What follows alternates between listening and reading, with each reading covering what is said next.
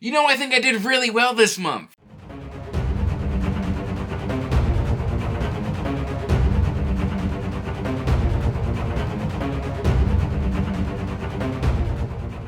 Hey everyone, welcome back to Andrew's Wizardly Reads, and today guys, we are doing the May book haul. But before we get into that, please do me a favor, like this video and subscribe to the channel, as it does help the channel grow. And you can check the description box down below for links to all my social media, including information about my Patreon and the links to the Discord. Now, I only have, I think, one digital purchase this month, and I think I did pretty good. I usually have like 3 or 4 stacks of books. I've only got 2, half of which I've mostly read because I started hauling a bunch of books I hadn't read, so I quickly read them so then I would look good on camera. And now that I'm telling you about it. Anyway, the digital purchase is Fleet Champions by Rob J. Hayes. I have already caught up on this series. I've been very excited for Fleet Champions. I'm probably going to pick this up on audio and physical as well, so this isn't going to be the only time you hear me talk about Titan Hoppers. It's such an amazing series. So with the digital stuff out of the way, we can jump into the physical books. And I've got, 2 stacks. It's a high-quality book haul. We're going to start out with a gift from one of the patrons.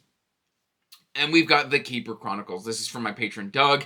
And Doug, thank you so much for sending this to me because basically I didn't know when I was going to be returning to the Keeper Chronicles. And once this showed up at my door, it was on my Amazon wish list, which I always have linked in the description box. And Doug just kind of sent this to me. And because of that, I read books 2 and 3 last month. Like I read them in May. I just jumped right on in, read Pursuit, really enjoyed Pursuit, and then read Siege. And I'm probably going to be having a kind of trilogy review of this coming out here soon, but let's just get in on the cover. I love this. It's Wizard Librarians. This isn't the only time you've heard me talk about it. It's got these great chapter heads, and it's also got some pretty cool pieces of art. Let me just see if I can't find one. So this is just a very high quality bind up. I am also supporting these on Kickstarter. 2 of them have been done so far. I'm still waiting on book 2, but now when book 2 shows up, I don't feel any pressure because I've already read it and I know I enjoy it. So again, Doug, thank you so much for sending this my way. Next up, we've got the Andrew Rowe portion of this video. And y'all knew this was coming. I've been talking about it in shorts and videos and reviews and stuff like that. Oh gosh, this is a lot of paper. I purchased some Andrew Rowe in May. Woo, balance. This is a stack of books as big, if not bigger, than my head. Ooh, let's put it back down because it's heavy. Let's see. Do I need to do any semblance of order? The only 2 of these that I haven't read is The Torch That Ignites the Stars, which is on my June TBR. This is Arcane Ascension number 3, and Soul Brand, which is Weapon and Wielders number 3. So these are the only 2 that I purchased that I have yet to read. But let's go ahead and show you all the covers. I've already done a why you should read for this. You can check it up there in the cards. Okay, right here. We've got The War of Broken Mirrors. We've got Defying Destiny by Andrew Rowe. We've got Stealing Sorcery by Andrew Rowe. And we've got Forging Divinity by Andrew Rowe. I have read this entire trilogy. I did read it all last month. This is where you chronologically could start the series. Very good. Very entertaining. I had a lot of fun with it. Then Weapon and Wielders, we've got 6 Sacred Swords, Diamantine, which I read both of these, and of course, like I mentioned earlier, Soul Brand by Andrew Rowe. Just really cool kind of cover art. I love Andrew Rowe's cover artist. I need to figure out who that is. Cover illustration by Daniel Kamarudin. Daniel Kamarudin. So that is who is the illustrator for this series. So let's put that back on the shelf. Oh, that's heavy. And then I also bought, because I didn't own it physically, On the Shoulders of Titans. I read this, I think last year or early this year, but again, another one that I have read. And then we have its sequel, The Torch That Ignites the Stars. So, yep, same artist, Daniel Kamarudin. So, looks like Andrew Rowe has a favorite artist, and he does an amazing job. Come on, go on the shelf. There we go. Okay, those are on the shelf now. Okay, let's do all of the indie. That's all of the indie. Okay, so here is my stack of indie. I'm unsure. I feel like I've already hauled a Necromancer called Gam Gam on hardcover. It's in the stack for some reason. I don't remember why, but I am always willing to show Adam Holcomb's work here. Necromancer called Gam Gam in hardcover. We've got all these zombies on the back with kind of knitted apparel. I love this. They've got hats, they've got scarves, they've got little socks. We've got a skull on here with some knitting needles and yarn that goes throughout the whole design. We've got little strings of yarn. We've got yarn balls on the back. I love this edition of Adam Holcomb's Necromancer called Gam Gam. I feel like I hauled this last month, and yet it was still in my book haul pile. I don't remember why that is, but it was there. Then I've had these on ebook for forever, and I decided to finally pick them up on physical to hopefully get me to read them. This is an urban fantasy series from Peter Hartog, and this is Bloodlines and Pieces of 8. I started, I believe, Bloodlines is book 1, and I just kind of sampled the first couple pages, and I was immediately pulled into the series. I just love how colorful these covers are. So, yeah, if you're looking for an urban fantasy series, I believe it's got some homicide, some murder mysteries type of deal. I don't know. These seem to be calling to me right now, so I went ahead and picked them up on physical.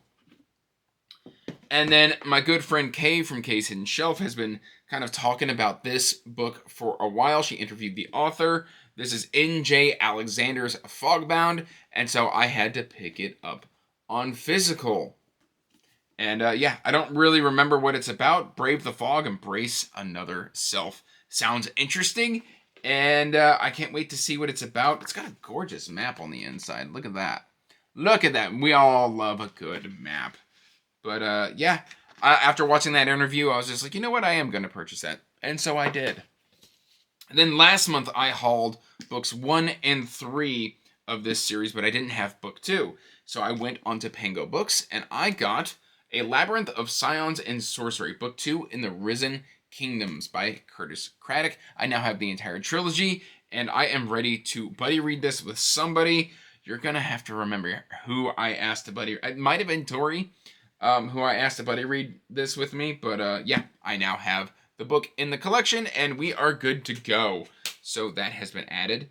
Then, let's see. Of course, I added in some more Ray Bradbury, and that would be Ray Bradbury's Long After Midnight. This is a collection of horror stories, and this is what's the term? Annotated? Annotated? No, not annotated. Inscribed edition.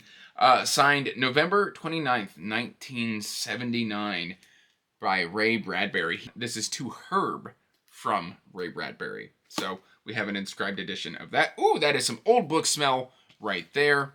And then I did a short where I showed you guys I purchased this edition of Stephen King's Thinner, but this is the original Richard Bachman edition, which doesn't have Stephen King's picture in the back.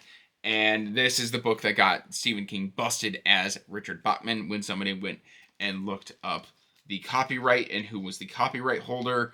And I just love the fact that Stephen King wrote it to my wife, Claudia Inez Bachman, except that's Tabitha King. So Claudia Inez Bachman does not exist. So I just thought this was a really cool edition of Thinner, and I wanted to have it in my collection. And then I read the prologue of Song for Our Bone and fell in love with that prologue. And because of that, I went and got Under Heaven by GGK, Guy Gavriel K. This is an Asian-inspired fantasy. And I've been wanting to read this one for a while, so I went out and got that one. And I also went and got The Lions of Alverson. Nico told me that basically when I was there visiting him, he was reading this and he said it's one of the best standalones he's ever read. And it's been getting a lot of love here lately on BookTube, so I decided to go ahead and get that one as well. And then we've got 4 more books. Somebody in the Discord server kind of posted that they were reading The Cunning Man by DJ Butler and Aaron Mitchell Ritchie. There we go, right there. Gorgeous cover art. I'm not in love with the typography. It just seems kind of placed on there. It's got like a bunch of pricing on the spine, which I don't really like. Like, Bane, do better with your cover design, because you've got this gorgeous cover art and you've ruined it with typography and pricing on the spine. I don't quite understand that. And then the back seems kind of lazily done as well. But whoever recommended this to me on the Discord, thank you so much. This is a TradPub book that I thought was self-pub, but I have never seen such poor typography or just design on a physical TradPub book before. Like, this is fine. This is fine. This is kind of bad. This is bad. This is kind of bad. And then that is just kind of bad. Like, Bane, I don't understand the thought process of just kind of phoning this one in when you've got such gorgeous cover art and a kind of interesting form of typography for the Cunning Man. I don't know. This is another urban fantasy, and I am curious to check it out. It does have a sequel that I am planning to pick up as well, but I'm not going to be prominently displaying this one just because it's such a poorly designed TradPub book. I don't understand what Bane was doing with this one. It feels like you got some great cover art and then you just decided to ruin it. Doesn't make sense to me. I then, of course, picked up the Kickstarter edition of Dragon Mage by M.L. Spencer. This one is just absolutely amazing. I've been waiting for this to arrive at my house for over a year. We've got a gorgeous map. We've, of course, got the original cover art here somewhere. Let's see. It is signed by M.L. Spencer. I know that art's in here somewhere. They were cool. Very cool. Right there. The cover that initially pulled me to it. And then it's also gilded, but it's got a 4-edge painting this way and a 4-edge painting that way. There we go. And I love this. It's got these chapters. And then the way that 4-edge painting is done is there's these little strips on each page, double facing, that kind of, you can bend the text block to get that 4-edge painting. It's very, very beautiful. I'm very happy to finally have this back into my collection. And it's got a reinforced spine, which is the main reason I upgraded. I loved the standard hardcover, but it just didn't have a very strong spine. And now the Kickstarter edition, info leather, gilded, ribbon, 4-edge painting, illustrations, the whole shebang. It's good to go. Very happy. And then finally, I've got the last 2 books.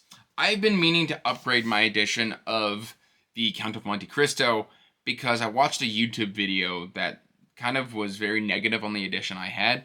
And when I kind of went and picked up my edition, I agreed with the negative points of that video. I don't remember what channel it was or where I saw it, but I digress. So I decided to go on eBay, and I found this edition from Folio from 1999, and it was $60. And I was like, you know what? For a Folio Society edition of the Count of Monte Cristo in amazing condition, why not spend $60 to $65? And it's fantastic. And I did struggle a little bit to find a audiobook to kind of match this one because I want to immersion read the Count of Monte Cristo. This year, I want to finally read the Count of Monte Cristo. And I'm thinking of doing that in the fall. And that's going to probably be a very light reading month for me whenever I do this, because I am the Count of Monte Cristo is going to be my focus that month. Maybe I'll just make it a big book month and only put 4 or 5 books on the TBR for that month. But the Count of Monte Cristo is just something I've always wanted to read. I've always been curious about it, and I got 20% into it on my initial try, and then I just went, ooh, squirrel. And I had too many things on my reading month that month, and I just never came back and finished it. So I now have a very nice edition of the Count of Monte Cristo, and I plan to prioritize it. And then the final book is Janie Wirt's Song of the Mysteries. This is the final book in the Wars of Light and Shadow. And I just want to give a huge congratulations to Janie Wirtz for completing this story. I know you've been working on this for over 30 years, and it is finally complete. And I love the acknowledgments page of this book because it is just so beautiful to the BookTube community. It shouts out Page Chewing, A Critical Dragon, Philip Chase, Joanna Reads, Angie the Bookaholic, Nico's Book Reviews, Under the Radar Books, and just so many more. So thank you, Janie, for supporting BookTube. And I just want to thank BookTube for getting Janie Wirtz' books back into the public eye because she deserves all the love and support. Her books are amazing, and I cannot wait to jump into the Wars of Light and Shadow next year. with, I believe I'm doing it with Brian Bell from BellTube and John from Talking Story. We are going to be reading one book every couple of months, and I am very excited for this. So, yes, I have added this to my collection. I had to get it on release date, and it arrived from Amazon in amazing condition, which is rare for Amazon. So, that is the May book haul. Like I said, it's fairly reasonable. It's not anything outrageous. Oh, I guess I do have one more thing to show you. So my wife took me to a kind of store called the Toy Pit. She kept telling me she wanted to check it out. We should go check that out. And so this is a new shelf decoration. And she told me it's an early Father's Day gift. And essentially it is a Galaxy's Edge lightsaber hilt.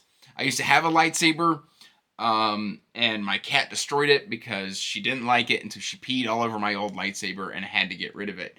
This is the kind of Luke Skywalker reforged. I didn't know what that meant until I looked it up because I never finished the last Star Wars movie, The Return of Skywalker or something. I don't know, The Last Skywalker or something. I don't know. I didn't like the new movies, but I did want a Luke Skywalker hilt, and this is as close as I could get, and they had it in stock, and I'm very happy to have this. So, yeah, it's very cool. It's got a rubber hilt. It's got this kind of faux leather wrap around the trigger, and it's really cool. So I do have a lightsaber on my bookshelf now. That is the end of my book haul. Let me know what you guys bought this month. Let me know what you think of my pickups, and let me know your thoughts on some of my comments. That's all I really got for you today, guys. So till next time, peace out. Stay magical. Bye. And as always, I want to give a huge thank you to my patrons. Thank you for supporting my passion and my hobby. It means the world to me.